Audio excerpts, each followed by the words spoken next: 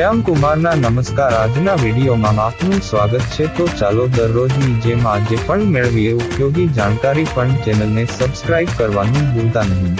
ઘણીવાર બિસ્કિટના આગળના ભાગ પર કોઈ ખાસ ભાત અથવા લોગો હોય છે, જ્યારે પાછળનો ભાગ સાદો અથવા અમુક ચોક્કસ પ્રકારની પેટર્ન વાળો હોય છે।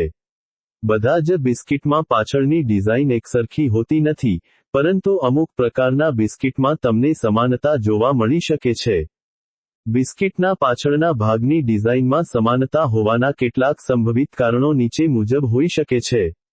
ઉત્પાદન પ્રક્રિયા: બિસ્કિટ બનાવવા માટે જે રોલર અથવા બેલ્ટનો ઉપયોગ થાય છે, તેની સપાટી પર અમુક પ્રકારની ટેક્સચર હોઈ શકે છે। આ ટેક્સચર બિસ્કિટના પાછળના ભાગ પર છાપ છોડી જાય છે। જો ઘણા ઉત્પાદકો સમાન પ્રકારની ઉત્પાદન પ્રક્રિયા અથવા મશીનરીનો ઉપયોગ કરતા હોય, તો તેમના બિસ્કિટના પાછળના ભાગની ડિઝાઇન એકસરખી લાગી શકે છે। હવાની અવરજવર: બેકિંગ દરમિયાન બિસ્કિટને ટ્રે પર મૂકવામાં આવે છે। ટ્રેની સપાટી પર અમુક ડિઝાઇન અથવા છિદ્રો હોઈ શકે છે, જે બિસ્કિટના પાછળના ભાગ પર નિશાન છોડી શકે છે।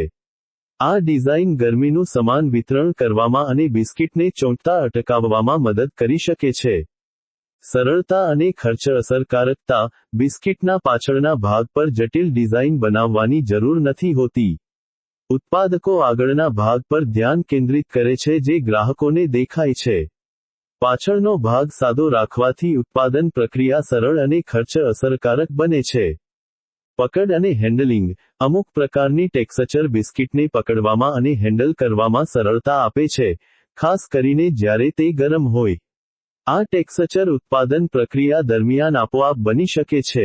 જો તમે કોઈ ચોક્કસ પ્રકારના બિસ્કિટની વાત કરી રહ્યા હોવ અને તેના પાછળના ભાગની ડિઝાઇન વિશે જાણવા માંગતા હોવ, તો તમે તેનું નામ જણાવી શકો છો।